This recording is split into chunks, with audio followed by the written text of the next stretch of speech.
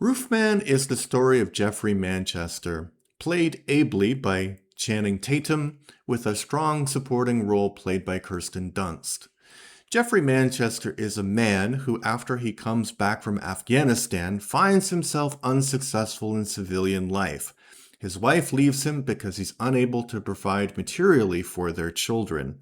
His friend tells him that he can use his special skills, which seem just to be normal observation, to become successful. He uses these powers of observation to rob about 45 McDonald's by entering through the roof.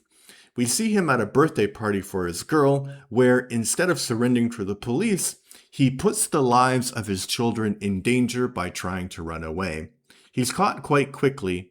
He is sentenced to prison for quite a long time because technically he did kidnap some McDonald's employees when he locked them in a freezer.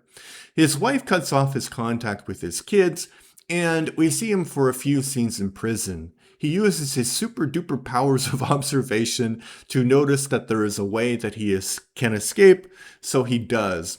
But after escaping, he does not seem to have much of a plan, so he decides to hide at a local Toys R Us. The reason why he's staying there is because he needs to wait for about a month for his friend, who is a master forger, to come back so he can have documents forged for himself. He uses the time he has to spy on the Toys R Us workers. Peter Dinklage puts in a strong performance as the manager and perform actions that can only be described as the classic definition of virtue signaling, like donating stolen toys to a church toy drive. As he is doing that, he is noticed by some of the church ladies who invite him in to chat. One thing leads to another, and he's invited to a singles meeting at the church where Lee Wainscott, Kirsten Dunst, and he flirt. He tells the church ladies some cockamamie story about being an undercover spy, and not everyone believes it, but Lee does and invites him on a date. They begin dating, and he ingratiates himself into their lives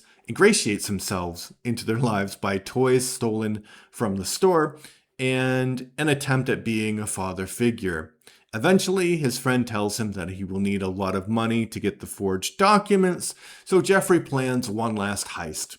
He's going to rob the store that he's been staying at. He decides to rob them on the busiest day of the year, which is Christmas Eve, because it's a store, and when he can be sure that Lee will not be there. Things go wrong almost immediately, and he punches a security guard in the face as he's running away. Lee enters the store and recognizes his eyes. His friend tells him the documents are ready and he should leave the country, but he's caught when he goes back to visit Lee one more time.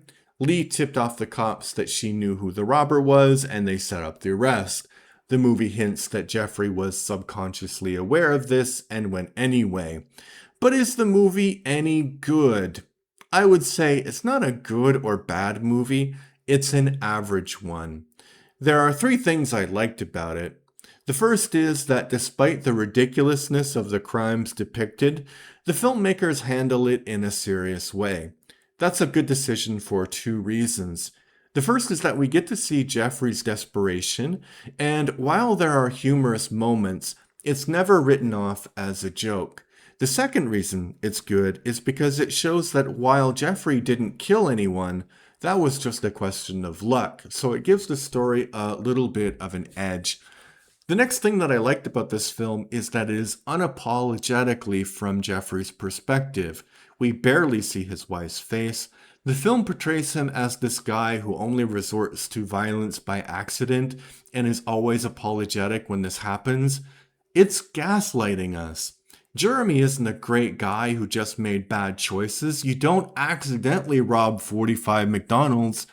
He uses the abuser strategy, lashes out, and then apologizes.